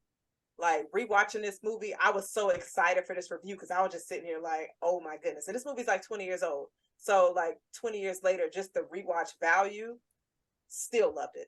Because I can't go back. There's a lot of movies where I try to rewatch it and I'm like, like what? Right. So I will say I recently did a rewatch of The Nightmare on Elm Streets. Now, part 2. I can't fool with him. Listen, so I watched five of the movies, the first 5. The second one, demonic as fuck. It was during the day while at work. I know, cheating ass. That's that's cheating. What you mean? Watch that shit now. Watch you wow, fuck all that. Look, right before you go to sleep. That's I watched both of these movies at 3:00 this morning. Both of what movies though? Final Destination. I can watch that at night, but I'm not watching Pennywise or Freddy at night. You were fucking wildin'. Did you just say Pennywise's name out loud? I did. No, one time I'm not gonna lie. I had a nightmare where both of them motherfuckers was in my dream. Oh, that's the devil. I said I'm out of here. You did something bad that day, that week. And I don't remember what it was, but I was just like, why are y'all both here? Like, there's no way. Y'all shouldn't know each other. Yeah. Y'all shouldn't be friends. At all. Because to be quite honest, I know this is a complete sidebar, but they are the most dangerous, scary movie villains because first of all, Freddy, he's attacking you in your dreams. I gotta go to sleep. I cannot stay up. At some point, I'm gonna conk out. You're gonna get me every time. And the fact that Pennywise could manipulate all the situations that he was in, I was like, are they dreaming or are they awake? I don't know what was going on, but he could be anywhere, be anything. It was very effed up. Other people you can run from. You got Chucky. I mean, he's a doll. I never understood that one. Just kick his little ass. Set him on fire. He's plastic. I don't know. But even Leprechaun, he had magic, all the things. But not them two. They're the worst. They are the worst. Let me ask we you have this. A vote. Since we are here in this horror fest, are you able to give me your top 5 iconic horror villains from a horror movie? Horror killers, they're not villains. Excuse me, killers. They are killers. They are killers. I use the word unless villain. you put Jigsaw in there, because somebody thought today that he was a life coach. I didn't even go further details on that. He's a life coach. That's a lie he's telling, but anyway. Sharnette, do you have your top It's a 5? very aggressive life coach. Like, what the heck? You got I me mean, you sawing off have my you, leg so I stop drinking? This is out of control. this is before the Instagram influencer. Like they have to diet. They have to the PC version of it. They have to tone it down a little bit in 2023. A lot of it. Do not kidnap me and make me chop off my shin to try to encourage me to stop drinking. This makes no sense. There are better ways to communicate with me. Jazz, Use your words. Every time people talk, I'm proving to you why this man is like Bruce Wayne. Every time. Oh, I don't. Because remember, they say because I got a dime bag of weed and I got broken legs. You done beat my ass. So now, because I got a little drunk, I got in the car. Now I'm in a room with a mask over my head, and I got to play this game to get out of. I don't know that that's the same. It is. Like, now, okay, one I of had a them dime killing, bag and you punched me in the face. That's aggressive. But I'm drunk driving and you chop off my leg? I now remember Bruce don't kill people. I just said that's what I similar. said. Punch me in the face. Bruce don't kill. He had no kill claim. I mean, technically, Jigsaw got no kill claim. Am I right or wrong? You're very wrong. I'm the Jazz. What does he claim? There could be arguments. I will say that that's a lie. You setting me up for failure. If you forcing me to chop off my leg, there's no way I can get from here to the hospital without bleeding out. You are killing me. You're setting me up to die. Maybe you didn't do it, but you set it up for me to die. With that example that Sharnette just gave, if Jigsaw puts you in a trap to where you pass his trap, cut your leg off, but you are bleeding out, but your bum ass as Jigsaw don't come in and bring me my shit to wrap me up, I don't bleed out. Yeah, because he didn't do that with the first guy that cut his leg off. He did. Actually, he did. Never mind. He did. He brought every time somebody gets hurt, Adam in there though. Adam lost his game. What was his game? The key fell off. He lost. Jason, but hold on. He was supposed to cut his leg off too. He didn't. I don't think Adam ever had a game. I think Adam was just a part of the other guy's game. Adam was supposed to die because he said kill Adam to get out this room. Adam was just a body that had to die. I'm here for no reason. Did he ever shoot that gun? He did shoot Adam in the shoulder. He did shoot him. He shot him. Yeah, okay. But like Adam had no chance. So hypothetically, he could have cut his leg off. He had a chance. Jason. His key fell down. His key just fell down the drain too. So I mean, that was the effed up part of it. But it just went like the chances of it. But it did. In the audio, he said, "Kill Adam to get out this room." Adam was an extra innocent body just because he was a private investigator. So you mean to tell me you don't fuck with Adam because of his profession, so he can feed himself in his dirty ass hellhole apartment?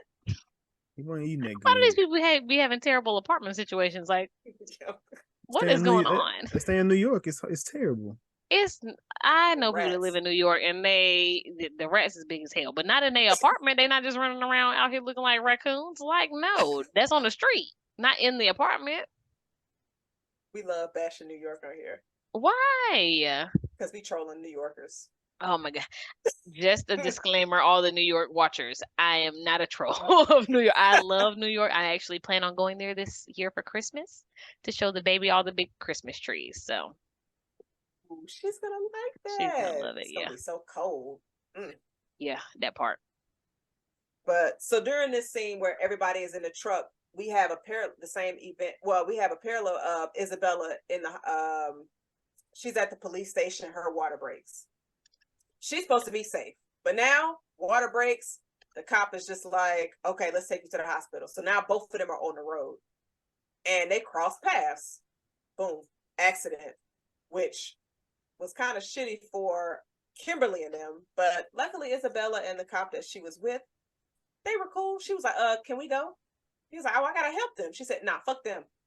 This baby. Yeah. I mean, I'm not against the decision that she was just like trying to pressure him to get her to a hospital because like we got to give labor and it's people that's able to help them. So I'm not upset with her telling him like we need to get up out of here. I thought about it initially and I was like, "What, girl, you ain't gonna stay?" And I said, "Never mind." What was they gonna do? to He make sure called he's That alive. he called dispatch. That's it. That's his I'm sure job. he has like CPR, first aid kits and abilities, but listen, she said, there's other people available, and these labor pains is taking me out. Get me to the hospital. So I was on her side on that for sure. Yeah. And so we pretty much see this crash that kind of took out, well, not fully took out, but injured two of the passengers in the car. Jason, how did you feel about this scene and how it erupted? Because Def was like, yeah, y'all been on the earth too long for me, so let me go ahead and knock you out, knock you out, knock you out. This goes to Shanae point. Like, why the fuck are we all together? They gonna wrap our ass up together. When Rory Like, said it in the car, like, so should we be riding together? No, Rory, you shouldn't. like that's some dumbass shit. But I feel like this is where I think because 6 is supposed to be about first responders. So I do feel like this would be a great scene to tie back into the story if he was to do it, especially since the last movie tied into the first one. Just show how the first responders on the scene. You got cops, you got ambulance, you got police, you got the explosion, you have all these different deaths and a reason why. You could just say, hey, I was supposed to be at that explosion that was out there at the highway that time with those people, and I didn't make it. That'd be a great way to tie back into the story, or people that was out there that just didn't die because they was out there. Yeah, Cause they was reckless as hell. it was very Why were all reckless. the first responders driving like bats out of hell? That's what I'm trying to understand. Cause they about killed Brian, and then Listen, the other one backed into a rock and busted up your stuff, and now you leaking fuel. I'm like, bro, what are y'all doing Like out here? see that oil was damn near worse than Tide oil in the first movie. Like, how the fuck was that oil skiing like that? That oil was going. Well, they ran over, they busted a big hole But in. it done fell down it done went down a PVC pipe. She done smoked a cigarette. It done fell into the PVC pipe to blow the truck up that's 3 miles Three down the miles. road. He said 3 miles. Maybe 30 feet.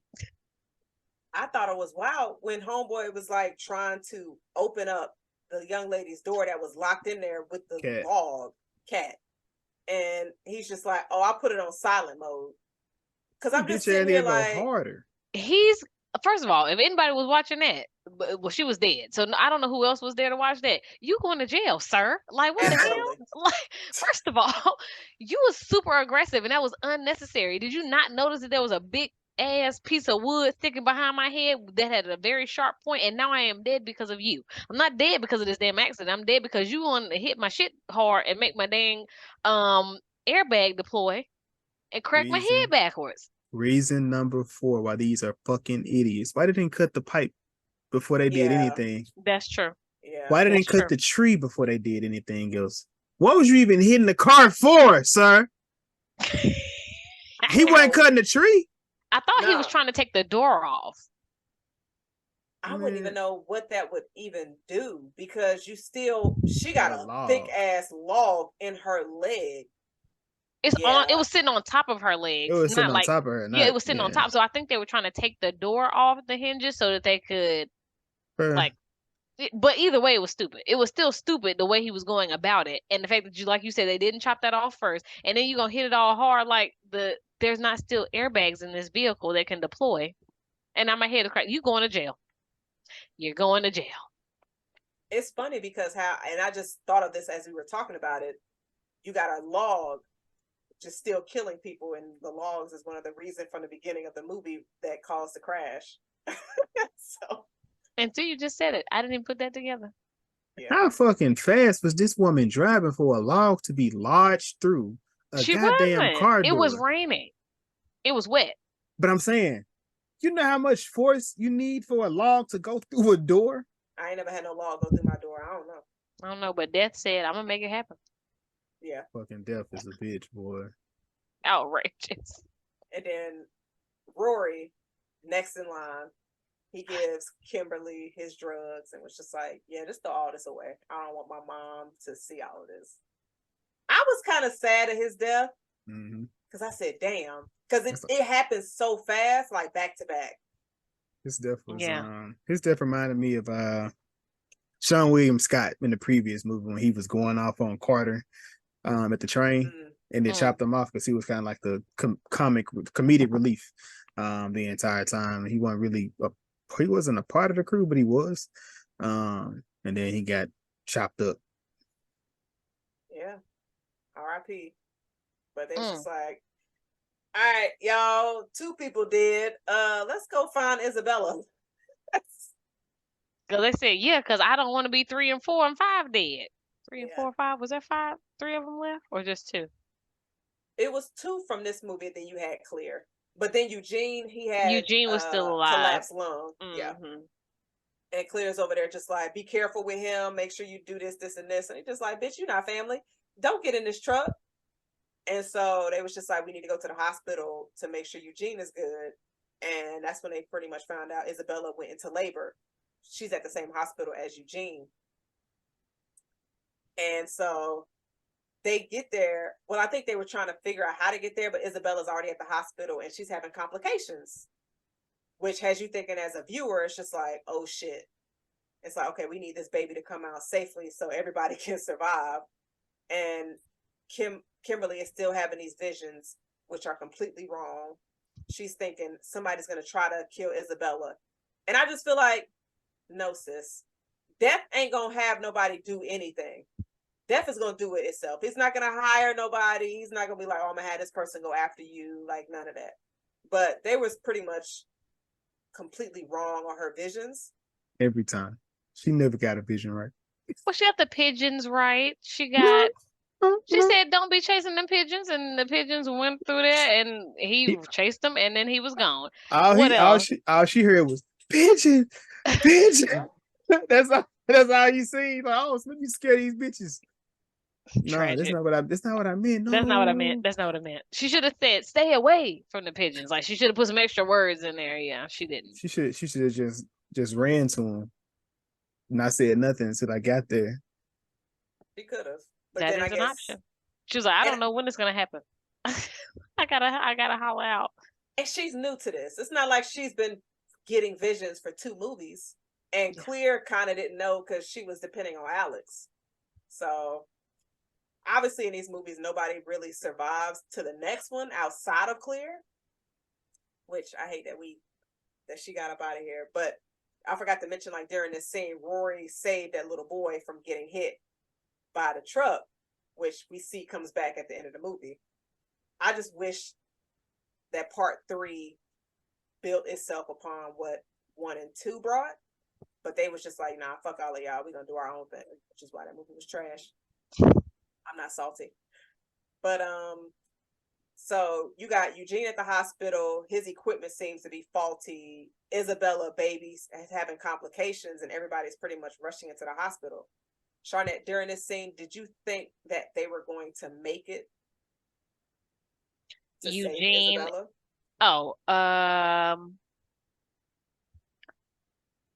So yes. The baby, no. Because what they were talking about was going on with the baby with the cord around the neck. I'm like, Lord, the baby gonna get choked out. Like, it's gonna be a stillbirth. People that's watching that don't know what that means, just Google it. But I'm like, I was concerned for that. And then all the stuff that was happening with Eugene at the same time, I'm like, I don't know if that's a worse way to go. Like, you should just impale me, because at this point I'm thinking I'm good. I'm at the hospital. I'm trying to recuperate, and how are these vents just randomly shut with the aggressiveness that they shut?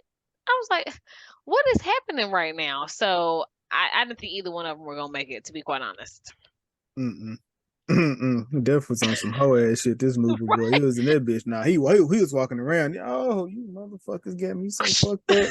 Y'all let this bitch Claire live for a year. I'm fit to get you bitches out of here. Yeah, we about to get with it. And he was doing. I'm like, why is it? See, now this is where I'm gonna be like, this was racist, because why was Eugene's death so aggressive like that? You done came through slamming stuff. Why are you doing all of that? Why? Why is that necessary? Slamming his vents closed. I didn't like it. I didn't like it at all. So I was rooting for Eugene to survive. I really was. Eugene and Clear's death, that had me sick. I said, wait a minute. No. Because then here goes Kimberly Oh, actually, I'm the one in the vision. Oh, actually, it's not Isabella. And then they bust up in Isabella's room, and they're just like, "Oh, how's the baby? Who letting these random ass people in Yes, my but who the hell is room?" these people? She's like, "Who the hell is that?" But yeah. then we come to find out, it's like, okay, so are they safe? Are they not? Vision. Boom. But to be honest, their interpretation of what Candyman / the mortuary man said made sense to what was going on, right? So you would think, okay, I remember there was a pregnant lady. We make sure she's good, make sure this baby comes into the world, and we're good, we're Gucci. But so who would have thought that means one of us has to die and then be resurrected for it to, reset the order? Nobody. I wouldn't have thought that. I would have He, went with their first thought. he was talking in all kinds of circles. And I would have just been like, could you write down the rules for me? Because we didn't get that shit in the first movie, and we damn sure didn't understand it. We don't And why do understand you it in the know him? Are second. you friends with him? Because if so, tell him to talk to me. Holla at me. Let's just have a conversation about it. I wonder how many people roll up to him like, so we got some issues. Could you let me know Death's plan this round? Like, give me some cheat code. Clearly, or he's very intimate in knowing what Death is wanting and thinking. So I'm like, He sir, is death. Yeah. he might be working with him right there, hand in hand. Jason, did you think the twist at the end of this? Did you enjoy the twist at the end of this to where now we realize it's actually not Isabella having her baby, but it's more so Kimberly dying and being brought back to life? I think I always felt like that. Even when I originally seen this, I never thought that shit had anything to do with that woman at any point. Like the bloody bitch, the bloody hands. What you mean the bloody hands? Who the hell? Why would you be seeing somebody's hands out of your eyes? You ain't seen that of nobody else's eyes. In any vision, you've not seen out of anybody's eyes. So why are you doing that for the whole time? Now why are you picking who you want to see from? He was upset. It's collagen. Collagen's gonna kill Isabella. Bitch, she's trying to save your stupid ass. Oh my god. I want to they should have killed Kimberly on screen. That's what they should have did. I think this He said off screen. Dang, she don't even get a scene. I did. Jeez. No, we definitely need to see it. I didn't like the twist at the end of this. Is it a twist? Yeah, that was just something they put in. They they feel they got all to the end. Like, damn, I don't know what to do. Right. It's only a twist. What everybody thought. How do we fix it? Reason number 6. How the fuck was she driving this ambulance? This nigga chasing it as fast as it was going. He jumped in as soon as the car hit the water. I mean, he's a cop. Couldn't get the door open. He a what? He a cop. He a cop. Like, man, he was chasing that. He was chasing the ambulance and jumped in. No, she had a head start because his door wouldn't open. So she had a little bit of a head start. She told him, she whispered in his ear, get collagen. Right, and I was wondering why he was sitting at the door. I'm like, go get collagen. What you over here chasing me for? Like, I done already told you what to do. Yeah. And how old was she? And how old was he? She was in high school or about to graduate. I think she was in college. She had to be college because I'm like, ma'am, the daddy, none of this would have happened. If I was the daddy, none of this would have happened because, first of all, your friend roll up here being fast as hell. Oh my mom! You're not about to go. You're not about to go nowhere with her. Bitch, go in the house. Get your goddamn ass in the house. Right, you might as well go on in the house, take them bags out of the car because you're not going, especially not with her. And as a matter of fact, you might as well go ahead and delete her number because her fast ass ain't coming over here no more. The hell? Wait, no. And then you see them drive. What? Yeah, whip chains and. You're not gonna be the cool mom. That's not the cool mom. That's the retarded mom. There's rules to this. There's things you don't do. Okay? My mama always said, listen, you don't take nobody out the population. You don't add to the population. Don't you end up in jail or the hospital. This the rules. And you out here talking about whips and chains and condoms. Get your fast ass. Get in the house. And then he saw the puddle, which looked like blood. Well, he said it was transmission fluid. I don't care. Turn around right now. Toss him when you stop next. No, bring your ass back to the house. He wasn't trying to kill the vibes. That's what parents do. We kill the vibes. Yeah, her mama already been killed, so hell, they need to kill the vibe. Jason. What they got to do with what we talking about? That has nothing to do with what we talking about. You're gonna throw the dead mama in this. She had nothing to do with this. Nothing to do with it. I thought she was very relevant. Like, as to why he should be like, I got to be protective of maybe more protective. my yeah. girl. No, I'll see how you tried to tie them together, but yeah. It got dark. She ain't going. It's a movie. She won't going. Tell one of their asses to drive one of their vans and get the hell on, because this red Jeep is staying right here. And they were driving to Miami. They got a lot of money. How she get a new car so quick? When they coming from New York? Yes. To Miami. Wow. They were driving from New York to Miami? They had New York tags and it was going to Miami. Ain't no way. 2013 though. Maybe. I guess 2003. 2003. I'm not driving 22 hours. I mean, after the plane crash last year, I'll probably be driving everywhere too. I'd be damned. That's one plane out of how many? I'm not about to drive 22 hours to nowhere. I got a question for y'all since we're here. When y'all get on planes, do you ever think about Alex? No. I'm gonna let you. I'm gonna allow you to keep having that crazy. Yeah, I ain't thinking that. I would never fly again if I thought that. And if we get on a plane together, don't you say shit about it. We done been on a plane together. I know. That's what I'm saying. If you thought about it, don't you say nothing. Don't you say nothing. Oh, she think about it every time. Well, don't tell me. Every time she texts me right before she take off. She's like, "Yeah, if I don't get Alex," I'm like, "If you don't shut your ass up and get on that goddamn plane." What? Girl, let me say something. Are you serious? Jason, I be like, "Yo, I ain't got no Alex vibes today." Alex. Let me tell you something. I'm glad you don't do that to me. I wouldn't do that with anybody that I'm flying with. Especially because we've been on planes together. Like, no, absolutely not. But if you ever do get some Alex vibes, you tell me damn immediately. Don't text me. Stand your ass up and holler my name out down the aisle. It's not like, oh, I saw a vision, but it's just like every time I get on a plane, I just be like, Alex. Do I feel? I don't care. I don't care if you see a vision or feel questionable. You just let me know, and we out. Throw a who out. Look, I'm in row 8 though. That's why I said holler back. That's why I said holler to the back, because I be in like 15. Look, holler to the back. Look, that ain't that bad. I just got off a plane. I ain't gonna tell you where I was at, but whoo. But I be traveling for work, so it's fine. It's fine.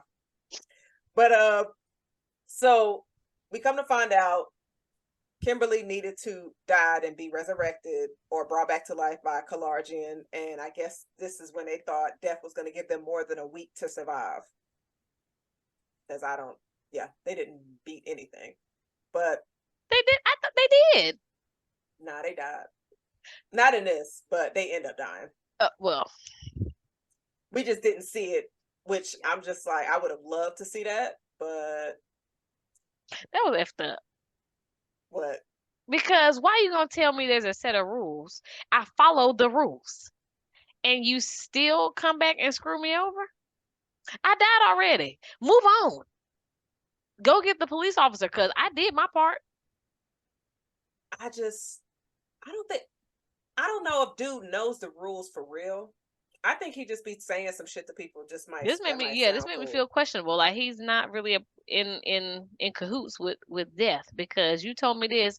Everybody was believing it. It made good sense to me actually when he said it, and I figured out what she was supposed to do. I'm like, okay, I died. You got that chance at my soul, but they brought me back. So okay, maybe next time. Why are you still after me? I guess it's at the end of the day, you can't cheat death. There is no new path. Yeah. That's a tragedy. But I love the ending scene that we pretty much got at the end of this, because the boy that Rory saved, he was like, Mom, Brian, tell them that their friend saved my life. And they immediately was just like, oh, he about to die. Excuse me, what? Right. She said, say what now? Right. What happened? Grill blew up. I hope it wasn't no meat on that grill at the time, because I would have been sick if I'm out there hungry. Oh, that's selfish. You eating after that?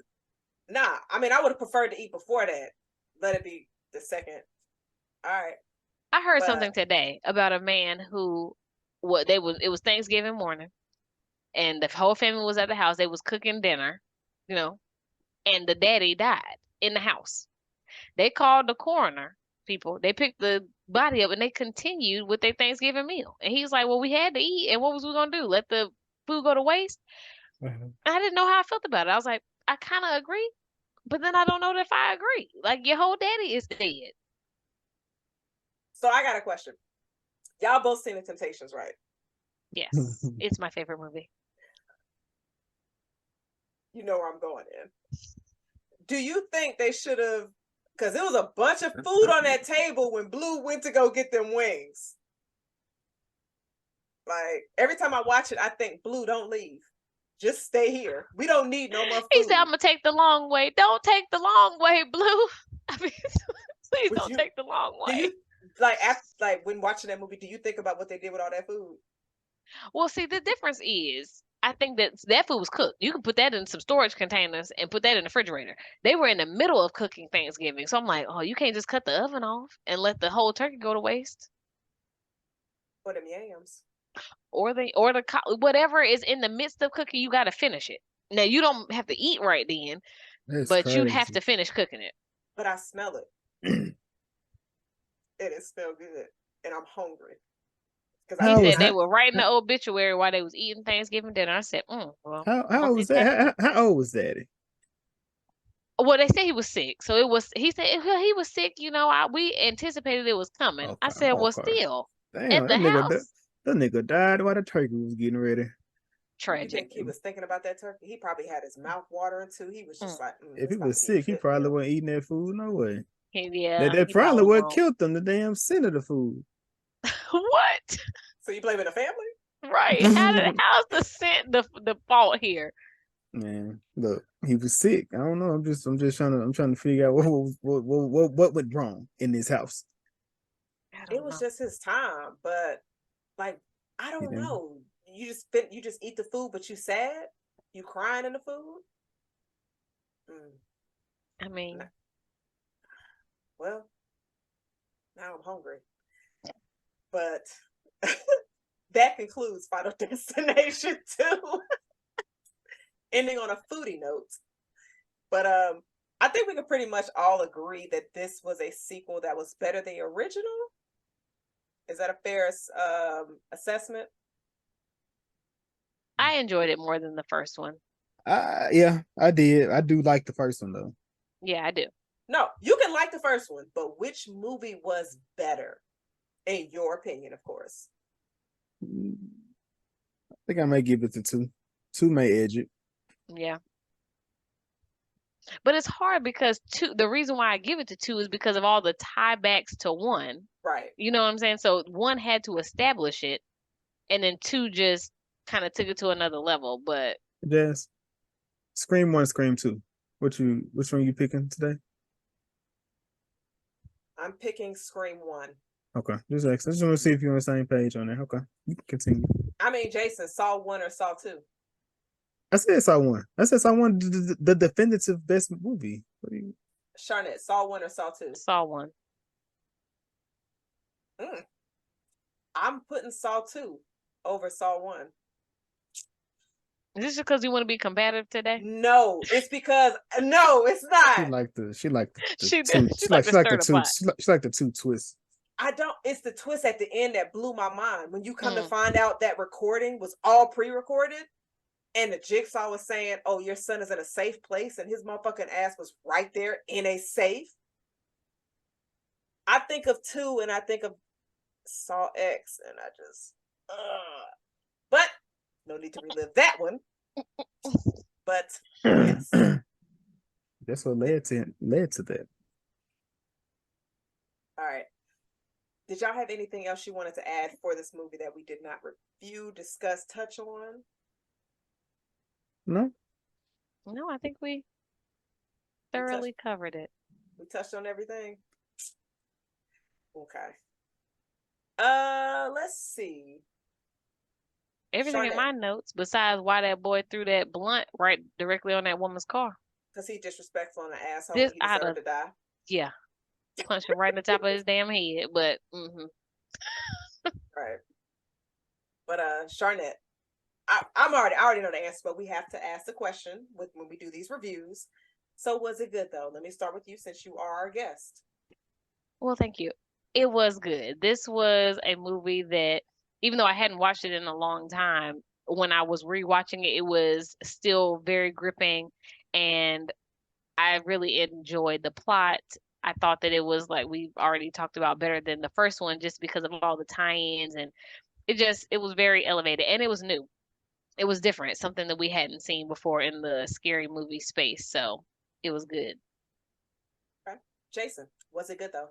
It was. It was. It was a pleasant, so not surprise, but a pleasant movie. 4 years after the previous, I believe. I believe the other one either 2000. Is it 3? Okay, so 2000. Got you. Pleasant surprise. Definitely a nice little twist. Okay. And I'm gonna also join y'all. Was it good though? Absolutely. One of my favorite sequels that I believe was better than the original. I love both of them, but I just thought this movie it definitely matched the energy and also exceeded it as well. Did y'all have any other things to say about the movie before I go into our people's thoughts segment? Nothing for me. Jason, what about you? Mm-mm. Okay. Well, normally when we do our people's thoughts, we reach out to folks that have seen this movie and their thoughts and opinions of this movie. And a lot of things. You're gonna overkill with the people, the thoughts and thinking. It was your idea, Jason. So I'm just using the I name. refuse. I refuse.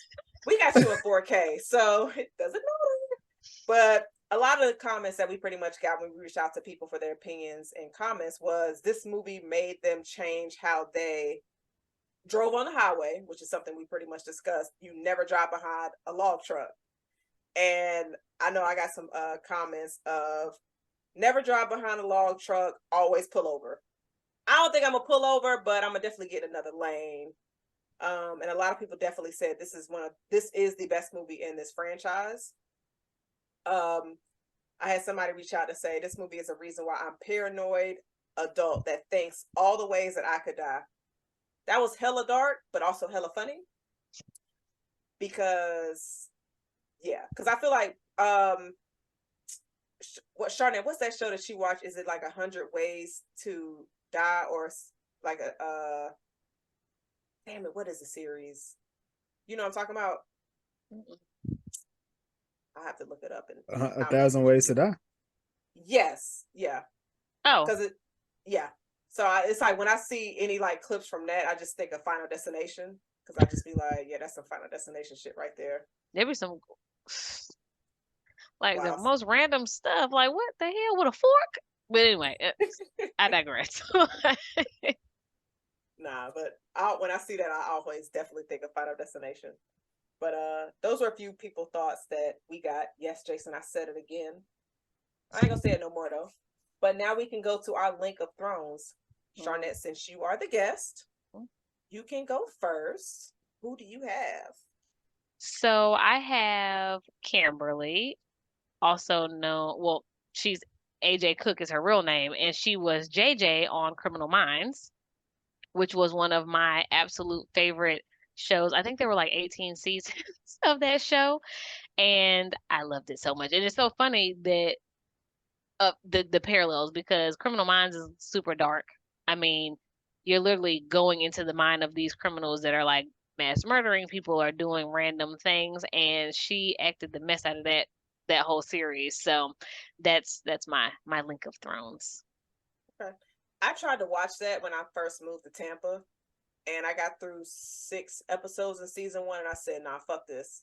It seems too real, girl. That shit hit too close." I was like, "No." It'll like, for real have you living your life like. When I drive in my garage, I close the garage before I get out the car, just because of something I watched on that movie. I mean, on that TV show. I'm like, they're gonna roll up on me while I'm getting out the car. I don't need nothing to add to my paranoia, so I was like, I'm good with that. Yeah, I think I do that. Well, when I watched, it was The Wire. It wasn't that, but when Barksdale was telling a story about them killing a girl, her not being able to see out the window because the lights was on, but they can see inside the door. So when they're all like out the window, now I always turn all the lights off, like because it's you know, you're gonna see my silhouette moving around and whatnot. So he was like tap, tap, tap. yeah. Great show. Jason, who do you have as your link of thrones? Oh, I have Cats. Keegan Connor. What is her real name? Last name? Tracy. Okay. She was in Once Upon a Time. Oh, she yeah. was. I said, oh yeah.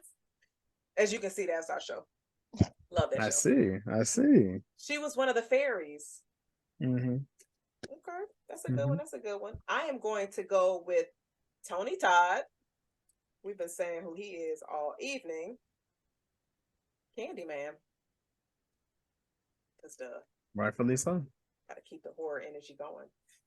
You mentioned one earlier too with Eugene T.C. Carson, who was on Living Single as Kyle Barker. Yes. Living single over Friends. But yeah. Yes. No debate here at all. Jason, do you have a link of thrones?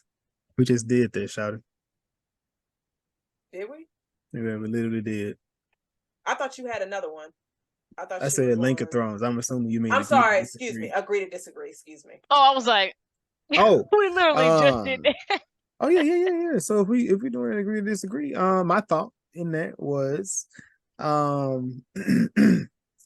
which movie has been more impactful, maybe in your life or maybe societal, like which one has impacted so much? So in this movie, it's about car wrecks. It's about a pile up on the highway. I feel as if this has been more impactful than your favorite movie, Scream, which is about friends backstabbing, but also people calling, using fake numbers, manipulating people. Okay. What? So I said I feel as if this movie was more impactful as far as on a human aspect than Scream has ever been. Okay. Charnette, what are your thoughts? Ooh, why you go to me? I thought you had a response you want me to go? immediately. Okay. I mean, I can go, but she don't. So you might want to help her out. No, I do. Oh, well, I'll go ahead because I think since Scream was one of your favorites, that you will feel differently than I. I agree with Jason that this movie was more impactful. Well, I should say I'm split because I think that this was more impactful as far as changing the way that people move and like impacting their thoughts on a regular basis. You admitted that, hey, I'm not getting any vibes when you get on the plane. So like these things are like creeping into your everyday life, even years after you have seen the movie. But Scream was good. Scream is a great movie. We're not saying it was great, but yeah, I think that Final Destination was more impactful on my everyday life and people moving around. But I think that Scream is probably one that people might remember more because of the mask than Final Destination. I don't know. That log may be a top 5 killer. I'm gonna be real. That log might be a bigger killer than Ghostface. I don't know. Be. But if I ask people like, have you seen all 5 of the Final Destinations? Have you seen all of the Screams? People have probably seen more of the Scream movies than they have the Final Destination movies. I would disagree there. Really? I would disagree. Yeah, just based off the sales, I think Final Destination probably would be more seen because it came out and it was running in a different time, a different era. So when it stopped, like it came when Scream stopped. Like soon as Scream stopped, Final Destination was the thing for 10 years, 11 years. It just ran. Scream came back when it was ending. So to piggyback off of that, Scream did take a few years off because you had about 10 years between Scream 3 and Scream 4, and you had 11 years between 4 and 5. So you had a larger gap when it came to Scream versus the Final Destination franchise. The reason why I will say, and since we picking opposite sides between me and Jason, the reason why I'll say Scream had a bigger impact is because before Scream 1 dropped, nobody really had caller ID.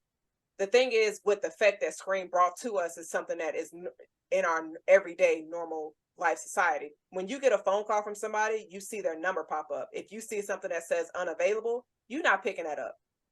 And so after Scream 1, you had about maybe 75% of individuals actually getting phones with caller ID. So I won't say just the simple fact of Scream's impact was just not really trusting your friend circle because the niggas might try to kill you, but more so you not picking up no phone for somebody if you don't know that number. Not saying you're going to think it's going to be a killer, but it's just how embedded having a caller ID, knowing who's calling you. You didn't see that prior to Scream. And you really didn't see that after Scream because Scream pretty much embedded itself into that. And so even in Scream 2, you saw when Sydney got that phone call, she looked at that caller ID and she was able to immediately realize who called her. So it kind of takes the power from the person that's calling you to you know who that is. Now, somebody call you unavailable or blocked, you just like, I'm not picking that shit up because I don't know who that is. So it's kind of like you don't think, oh, I saw that from Scream, but it's like an automatic. Not saying the log on the highway isn't automatic because it is. And we immediately connected to Final Destination. But maybe with the caller ID, you don't automatically connect that to Scream, but you look at the statistics. And I'm telling you right now, you look at the statistics of after that movie dropped and how many people got a caller ID to go with their phone. And around that time, it wasn't phones that just came with caller ID. You got that shit Bell South. It was not attached it was a to the connection. phone. Yeah, it was a separate It was a box. connection. Mm-hmm. Yeah, exactly. Because I remember that shit. My mother got one of those. Granted, she worked for the phone company, but she got that as well. So I think I can understand anybody saying Final Destination for sure, because when you think of the log, you think of that vision that is on my background, or Charnette's background when you saw that movie. But with the caller ID, those stats you don't really know unless you actually do your research. Mm-hmm. And we're so used to it because Scream 1 came out in 1996. Final Destination dropped in 2000. And so I wasn't worried about who was calling me in 1996. I ain't had nobody calling me. I was like, how old were we? Nobody calling. Yeah, I mean, so regardless, that's my thing. Regardless of that, whether you worried about it or not, even if you couldn't drive a car, you would be worried about a goddamn log jumping through the window. If you was on a highway and you got more behind, than just the logs. We're talking about the whole franchise. So you talking about? I'm talking about no, we're not doing. It's just this. It's just this one. Okay. He said I thought he said which franchise is more impactful, but I mean, if you could do franchise, you could do it. But if we just stick it to just the movie itself, anything highway related, this movie make you look at the highway completely different. Usually, and that bitch definitely taking, like I said, you take a risk either way because motherfuckers is on their phone, still on the highway doing whatever, knee on the car, driving responsibly, and definitely not. So, well, this was outrageous anyway. You had people doing coke. You had that man drinking. I was like, y'all just out here thinking this is normal? Nobody had nothing to say about these people driving crazy.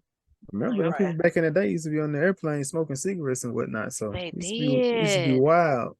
Yeah, I rode the airplanes back then when it was like that. I mean, I was sitting in the front because I was a minor riding by myself. No, I mean, that's a real thing. Like when you ride by yourself, you get to sit in the very front. But so I wasn't really affected by the smoke, but that is a legit thing. There was whole cigarette ashtrays, in the armrest. Yeah, that's crazy. People on the airplane smoking. Goddamn. Killing everybody. Giving everybody cancer. That's why everybody got cancer now. Restaurants. Remember the restaurants? Used to be at the restaurants, people be smoking. Mm-hmm. I remember when that became a law in North Carolina where you could not smoke and the people indoors. Was hot. People was mad about it. I love that. I was so excited. Good. Thank God. Yes, I was like, thank you. Going to the club in college, I wasn't trying to smell like cigarettes. Yeah, that was because it's in your hair. I gotta go home and wash my whole damn head. Exactly. Wait, in college? Damn, hold up. People were still smoking in clubs in college. Yeah. I mean, Freshman year for sure. Yeah, that's fucking cool. Not the gym parties though. Them was smoke free. You said not the gym parties? Yeah. Yeah.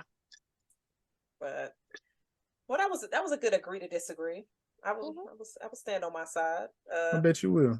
I bet you will. Hey, You better not move. You need to stand there. Stand there. Stand anyway, there. Is there anything else y'all would like to add to this episode? Sharnette, do you have any final words? No, I mean, thanks for having me again. Like, this was a good one. I enjoyed rewatching it and kind of going through the progressions again. I'm like, God, it's been so long since I've seen this, but like I said earlier, it was like it was visceral. It was all new. Even though I had seen it, it was still jarring to me. Every time somebody died, I'm like, God dang it. So I enjoyed this one. Would you say that it aged well? Yes. Okay. I really would, because you when you watch stuff from when you were younger, you watch it and be like, was this stupid?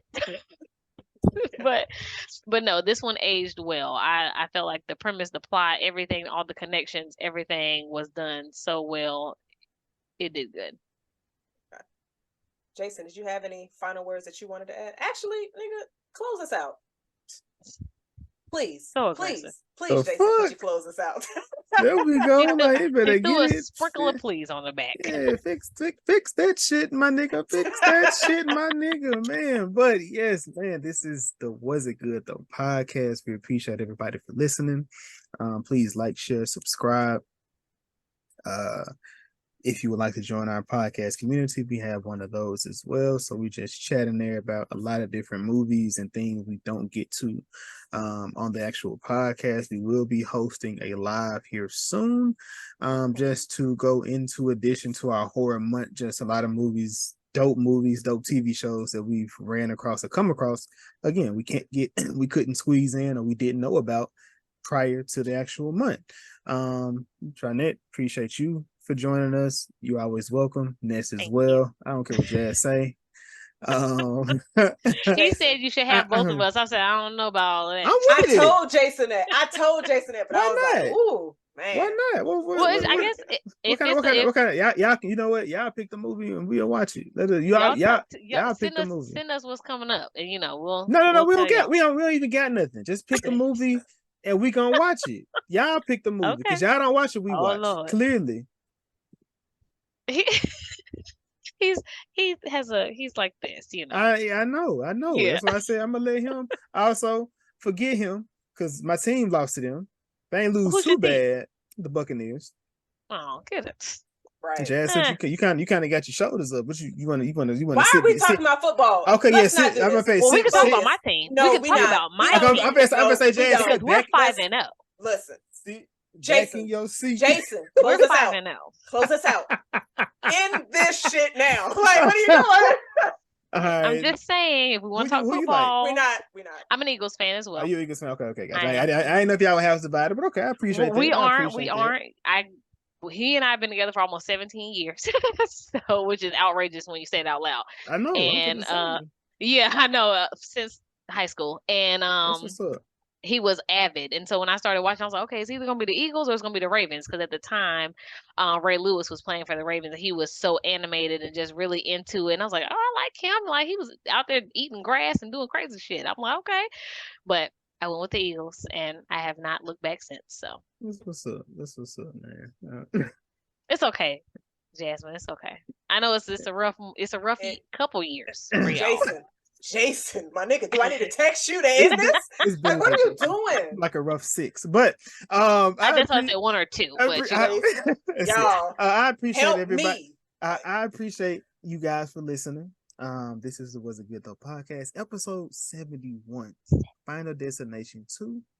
Appreciate you, deuces. Cheers. Fucking asshole. I'm like, end it now. Keep pounding. Yeah.